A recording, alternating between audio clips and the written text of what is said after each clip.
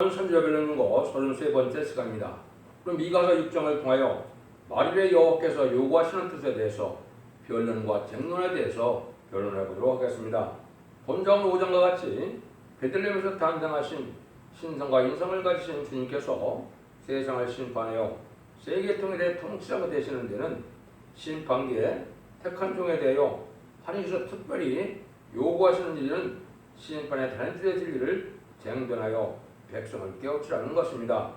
쟁변은 마지막 경고에 변론의 뜻이 내포되어 있는데요.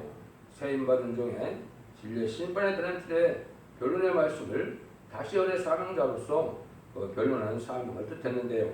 마지막 한 일에 전 3년반의 최종 변론의 사랑의 변론의 경고가 있고 난 다음에는 변론대로 심판하고 변론대로 구원하고 변론대로 재앙이 온다는 것입니다. 그래서 최종적인 최후의 변론을 뜻했는데요. 하나님께서 직접 하신다는 말씀대로 하나님께서 그로서는 대행적인 종의 사명으로 세계인 사명자가 하나님의 진리에 대한 진리의 말씀을 온 천에 다 전하고 난 다음에는 더 이상 용서 없는 심판이 있다는 것을 말씀하는데요. 1절 2절입니다. 너는 여호와의 말씀을 들을지어다. 내게 이르시기를 너는 일어나서 산 앞에서 쟁변하여 작은 산으로 내 목소리를 듣게 하라 하셨나니 너희 산들과 땅의 견고한 지대들아 너희는 여호와의 쟁변을 들으라. 여호와께서 자기 백성과 쟁변하시며 이스라엘과 변론하실 것이라. 하나님의 말씀을 들으려는 것이죠. 모든 지구상의 모든 인간들은 마지막에는 하나님의 변론의 말씀을 다 들어야 된다. 여기 듣는 데서 듣고 순종해야만 이제 죽지 않고 새 시대가 오고 듣고 순종치 않으면 이제 멸망할 수밖에 없는 마지막 때라는 걸 말씀하시는 것이죠. 이것이 마지막 하늘에 전 3년 만에 역사할 세계 사명자의 변론의 말씀이 최종 변론이라는 것이죠. 여기도 보면 여호와께서 자기 백성과 쟁변하시고 이스라엘과 변론하신다 이렇게 말씀하셨죠. 이것이 최종적인 다시안의 사명자가 예언서 계시의 변론을 하나님의 뜻대로 변론하게 해서 변론대로 심판하게 될 것을 말씀하셨습니다. 이것이 이제 여러 군데 나오죠. 계속 1장 3절에서는 예언의 말씀을 읽는 자와 듣는 자들과 지키는 자들이 복이 있다고 그랬죠. 그게 무슨 복일까요? 그것은 이사야 1장 18절에 20절에 보면 변론에서 이제 원죄와 자범죄를 다 해결받는 역사가 온다. 순종치 않으면 칼에 삼켜서 심판대 죽지만 순종하면 아름다운 선을 먹는다고 그랬죠. 이것이 에덴의 축복을 받게 된다는 것을 뜻한 것이거든요. 그러면 이사야 3장 13절에서는 뭐라고 그럽니까? 여호와께서 변론하러 일어나시며 백성을 심판하러 서시도다 그랬죠. 이것이 이제 하나님께서 마지막 변론하여 비교해서 일어서시는데 변론하고는 심판하러 서신다고 그랬죠. 이 일을 하고 난 다음에 심판을 한다 이 말이죠. 이런 것들이 이제 말에 이제 나와 있지만은 이거를 지휘판같은 갈 따라 계속 10장 1절은 이렇게 말했죠. 또 스가랴 1장 6절은 목줄을 친다 이렇게 얘기했고 또 스가랴 2장 1절에서 3절 4절에서는 이제는 뭡니까 청량줄을 친다 그랬죠. 그래서 장과 관과 고를 본다 그랬죠. 스가랴 4장 10절에 보면 다른 줄을 진종이 나타날 것을 얘기했고 아모스 7장 7절 8절에서는 주님께서 사람들을 베푸시고는 다시 용서치 않는 심판이 온다는 것을 명백히 말씀하셨죠. 이것이 최종 변론의 말씀으로 심판의 기준이 되는 이러한 성령과 심판하시는 말씀으로 최종 변론 후에 세상을 심판하는 라는 뜻이 여기에 내포되어 있는 겁니다. 그걸 이제 뒤로 10장 10절에서는 다시 예언하리라 했죠. 이것이 이제 모든 예언서를 이 시대에 맞게 예언서 자체가 인간 종말을 목표로 하고 인간 종말에 있어야 될 일들을 말씀하셨기 때문에 예언서 말씀 이 시대에 맞게 다시 예언하는 그리고 사명자가 있을 것을 말씀한 겁니다. 그런 일들을 이제 온 세상에 알리고 난 다음에 그대로 심판하는 것을 말씀하셨는데요. 3절에서 5절입니다. 이르시기를 내 백성아 내가 무엇을 네게 보여 행하였느냐 무엇에 너를 기득게 하였느냐 너는 내게 증거하라. 내가 너를 애굽 땅에서 인도하여 다녀 종노릇하는 집에서 속량하였고 모세와 아론과 미리암을 보내어 네 앞에서 행하게 하였느니라. 내 백성아 너는 모압 땅 왕 발락에 피한 것과 우리 아들 발람이 그에게 대답한 것을 추억하여 시딤에서부터 길갈까지 일을 추억하라. 그리하면 나 여호와의 의롭게 하는 것을 알리라 하셨느니라. 하나님께서는 이렇게 모세를 통해서 역사했을 때를 얘기를 하는데요. 아무리 하는 중이라도 모세 때 발람의 잘못된 길을 가게 되면 발람도 망하고 이스라엘도 크게 피해를 당한 것이 있다는 것이죠. 그래서 이러한 조금이라도 불의한 일을 용납하면 되지 않는다 이거죠. 불의한 사 때문에 하나님의 사랑한다 하나님의 백성을 저주한다라고 기도한다는 것은 있을 수 없는 일이죠. 그것은 망할 길이다. 지금도 이렇게 타협된 신앙은 하나님의 대적인 공산당이나 또 유물론 공산주의 사상을 가진 자들을 이를 도와주거나 그들의 요구를 들든다면 이거는 하나님 앞에 범죄하는 사실이 되겠죠. 이 시대도 신앙의 영신과 절개를 지키고 특별히 이 시대는 하나님께 함께하는 시온의 무리가 누구인지를 알아야 되거든요. 이것이 시적인 사명이고 그것이 촛대기의 사명인데 이 시대의 마지막 결론에 바람길을 전하는 종을 대적하는 자들은 여기서 말한 것처럼 망할 수밖에 없다는 거죠. 하나님께서는 진리의 신이라 진리대로만 역사하기 때문에 예언의 말씀대로 심판하고 예언의 말씀대로 구원을 베푸는 것이 하나님의 뜻이다. 이렇게 볼 수가 있습니다. 그래서 불의현상을 따라가는 것은 바로 이 발람인데 돈과 명예에 끌려서 불의와 동참하면 같이 망한다는 사실을 우리가 알 수 있는 것이다. 이렇게 볼 수 있죠. 그래서 이 시대에 또 그때 당시에 모세 아론과 미디암을 보냈다고 그랬죠. 하나님께서 남정과 여종을 들어쓰고 또 한 시대에 한 가정을 들어서 하나님의 사명자 가정을 삼는 것을 우리가 보여줬는데 그것도 인간 통만의 역사와 관련이 있는 것입니다. 그래서 하나님께서는 특별히 이제 시대적인 사명자가 있는데 시대적인 사명자는 그 시대에 이제 필요한 하나님의 뜻을 이루게 한 사명자를 얘기하는데 일반 사명자와는 틀리죠. 양심 시대에 노아의 가정이 이렇게 쓰임을 받았고요. 율법 시대에는 이제는 모세의 가정이 쓰임을 받았죠. 또 언약신앙사는 아브라함의 가정이 쓰임을 받은 것이죠. 아브라함이 그걸 우리가 볼 수 있죠. 인간 동간에는 두 증인된 가정이다 이렇게 보시는데 세계인 사명자를 뜻한 것이거든요.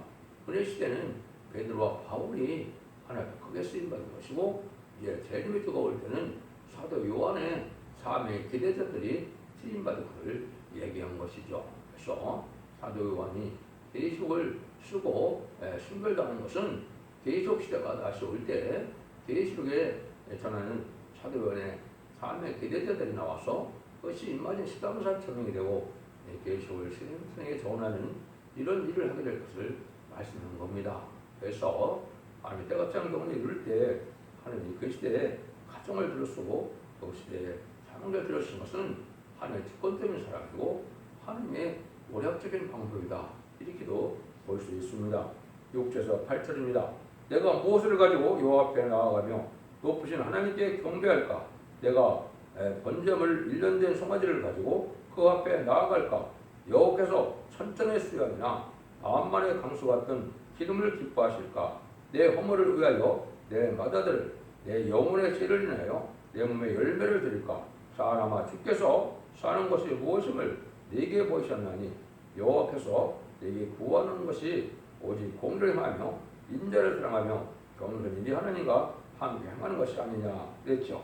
하나님께서는 아무리 하나님 앞에 여기 천천의 수량과 강수 같은 기름과 또 아들을 바치는 제사를 할지라도 불의한 일을 하거나 또 공의와 인자, 겸손 이런 것이 없다면 하나님께서는 그 제사를 안 받으신다 이 말이죠. 이것은 여러분이 신앙의 근본이 무엇인가를 아셔야 됩니다.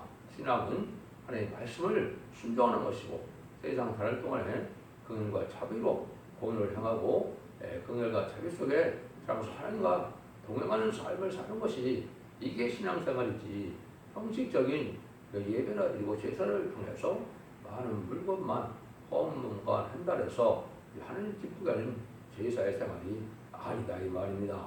이 삶 자체가 의롭고 경건하고 구별된 삶 속에서 정직하고 깨끗한 삶을 살아가서 하나님의 뜻에 순종하고 그러니까 동행하는 삶을 사는 것이 아주 중요한 삶이다 이렇게 볼 수 있죠. 그래서 에녹이 300년 동안 하나님과 동행하다가 죽음을 맛보지 않고 하늘로 들림을 받은 것처럼 인간적으로도 이 변화성도의 사람들은 이렇게 하나님과 동행하는 삶 속에서 변화성도의 삶을 살게 돼서 죽음을 맛보지 않고 들림받게 된다 이렇게 볼 수 있는 것입니다. 그래서 이런 일들 할 때 우리 보고 매를 순임하리라고 그러시죠. 9절입니다. 여호와께서 성읍을 향하여 일쳐 부르시나니 완전한 지혜는 주의 이름을 경외함이니라. 너희는 매를 순임하고 그것을 정하신 자를 순종할지니라 그랬죠. 여기서 하늘을 향하여 부르짖는데 외치는데 결국은 부르신다 그랬는데 완전한 지혜는 주의 이름을 경외함이라 그랬죠. 하나님을 이렇게 떨림으로 섬기는 것이 완전한 지혜다 그랬죠. 매를 순임하고 그것을 정말 행하신 자를 순종할지니라. 그래서 완전한 지혜가 바로 이렇게 하나님께서 이제 뜻을 깨닫게 하실 때, 징계할 때, 그걸 순종하여 더욱더 하나님 앞에 바로 살게 하고 열심을 내는 것이 바른 지혜로운 삶이다. 이렇게 볼 수 있는 겁니다. 하나님이 공부하지 않으시면 어느 정도 인간들이 스스로 바른 길을 살 수가 없거든요. 성령의 도우심으로 하나님의 간섭을 받아서 하나님의 징계와 연단을 받아서 온전한 인격을 잡고 변화되는 것은 하나님의 뜻에 온전히 순종할 수 있는 삶이 되어야 된다 이 말이죠. 그래서 세상에서도 모든 나무를 제목으로 쓸 때 보면 어떻게 해요? 아주 잘 쓸 수 있도록 잘 깎아서 쓰는 것이 유연한 제목이 되는 것처럼 인간 생활에도 하나님이 마치 이런 나무를 깎아서 제목으로 만들어 쓰는 것처럼 많은 시련과 연단 속에서 인격을 갖게 된다. 징계가 몸의 괴로움이나 사업의 실패나 사람의 짓밟힌 이런 그 징계가 올 때 이때 우리가 원망할 일에 원망하지 않고 불평할 일에 불평하지 않는 이런 신앙 속에서 하나님의 뜻을 잘 구해서 바르게 사는 것이 필요한 것이다. 이렇게 볼 수 있습니다. 이것이 바로 그래서 인격을 갖춰가는 길이다. 이렇게 볼 수 있는 것이죠. 10절에서 13절입니다. 악인의 집에 오히려 불의한 재물이 있느냐 축소시킨 가증한 예가가 있느냐 내가 만일 부정한 고를 썩거나 주머니에 거짓 저울질을 두었으면 깨끗하겠느냐 그 부자들은 강포가 가득하였고 그 거인들은 거짓을 말하니 그 여가 입에서 괴사하도다. 그러므로 나도 너를 쳐서 증이 상하게 하였으며 네 죄를 인하여 너를 정먹하게 하나니 이랬죠. 이러한 만일 불의한 재물이 집에 있다면 하늘 복받을 가정이 되지 않는다 이 말이죠. 또 세상을 속이고 남을 억울하게 하는 이런 삶을 살아가고는 안 된다는 것이죠. 여기서 정직하고 공평하게 정을 얻고 이렇게 살아야 될 것을 말씀하신 것이죠. 그래서 그렇게 물질에 명백한 삶이 안 되면 흑암에 들어가서 진리가 잘 분별되지 않고 흑암에 빠져서 어두운 삶이 된다. 이렇게 볼 수 있는 것이죠. 그래서 이 도덕의 집에는 하나님께서 이렇게 저들을 들어갈 수밖에 없다는 사실을 아셔야 됩니다. 삶 자체가 의롭고 경건하고 정직하게 살아가는 이런 삶이 있어야 될 것을 말씀해 주셔서 하나님도 하나님과 재물을 겸하여 섬기지 못한다 이렇게 말씀했죠. 그래서 우리가 명백한 이런 물질을 가지고 사는 것이 중요하다. 불의한 것을 가능하거나 그런 일을 해서 일을 치어가는 것은 합당한 신앙의 삶이 아니다. 이렇게 볼 수 있습니다. 그래서 야고보서 4장 4절에도 하나님께서 뭐라고 그럽니까? 세상과 뻗드는 것은 바로 가늠하는 일이다. 이렇게 얘기하셨죠.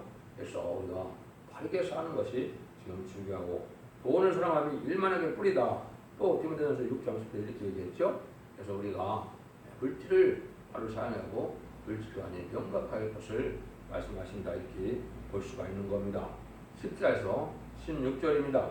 내가 먹으나 배부르지 못하고 속이 항상 빌 것이며 내가 감추나 보존되지 못하겠고 보존된 것은 내가 칼에 붙일 것이며 내가 씨를 뿌리나 실하지 못할 것이며 감람을 밟으나 기름을 내 몸에 가지 못할 것이며 포도를 심은 밟으나 술을 마시지 못하리라. 너희가 오늘의 율례와 아합집의 모든 행위를 가지고 그들께를 쫓으니 이는 나로 너희를 황목케 하며 그 거함으로 사람의 치솟거리를 만들게 하려 함이라. 너희가 내 백성의 수욕을 담당하리라. 사람이 물질을 탐하다 보면 심판날에 큰 어려움과 고통을 받게 되는 것을 말씀하셨죠. 하나님의 뜻에 절대로 순종하지 않는 자들은 하나님의 황목에서 치솟거리가 된다, 수욕을 담당한다 그랬죠. 불우한 재물을 탐내는 삶을 갖고는 안 된다는 것이죠. 이제 기독교의 수치라는 것은 뭡니까? 하나님과 재앙의 날에 하나님의 절대적인 보호와 인도함을 받지 못하면 그 자체가 바로 뭐라고요? 수치다 이 말이죠. 지금은 바른 신앙을 가졌나 안 가졌나는 환난과 재난에 하나님께 절대적인 보호와 인도가 돼서 하나님의 피난처가 되시고 하나님의 보호자가 되셔서 하나님의 피할 반석이 되시는 이러한 하나님의 인도를 받는 자들이 참된 신앙을 가진 것이고, 아무리 화려하고 높은 지위에 이러한 어떤 종교적인 명예를 갖다 하더라도 하나님의 보호와 인도를 받지 못하면 그새 수치를 당하는데, 이건 합당치 않은 삶을 살면 하나님께서 이제는 이 세상의 분목도 다 끝나는 날이 온다 이 말입니다. 지금은 불의한 자나 거짓말하는 자나 우상숭배하는 자들이 잘 먹고 잘 살지만은 환난과 재앙의 날에는 그렇지 못하다는 겁니다.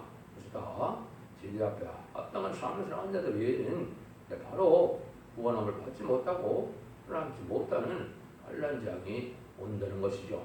여러분들이 또 하나님께서 마지막으로 이 결론의 사랑의 경고를 하나님을 잘 귀담아 들어서 이 말씀을 읽고 또 지키는 자들에 대해서 먼저 잡은 자를 해결해서 가족적인 축복을 받는 것이 이 시대의 참된 구원이고 참된 소망이다 이렇게 볼 수 있습니다.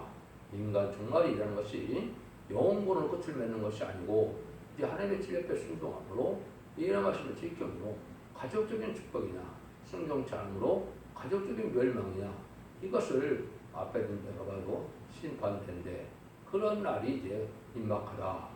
하지만 한일의 역사만 남았는데 전섬에 들어갈 날이 심히 임박한 때 우리가 살고 있는데, 이 진리의 말씀을 잘 부르되 순종하는 것이 올바로 사는 길이다 이렇게 볼 수가 있습니다. 하나님께서는 종으로 택한 다음에는 절대적인 말씀의 중심에서만이 움직여야 되는 걸 갖췄는데요. 진리의 신발의 단추를 변론에 다시 경고에 사용을 받은 종을 통하여 진리 말씀을 전하고는 그들을 심판하기 때문에 참된 종을 대적하고 또 불의에 합되는 것은 멸망의 길이라는 것을 엄중히 경고하는 말씀이다 이렇게 볼 수 있죠. 이때 하나님의 변론이라고 말씀하시는 또 경고라고 말씀하시고 이것이 심판의 단추라는 말씀인데, 이 시대의 마지막 장의 변론의 경고가 무엇인지를 귀담아 들어서 예언의 말씀을 읽고 듣고 지금으로 모든 예언서 계시록을 이 시대에 알려주는 언절변의 첫대계의 역사의 순종으로 이제 하나님의 보호와 인도하면서 가서 만대 축복을 복된 종들과 성도님들이 다 되시기를 예수님으로 간절히 축원드립니다. 아멘.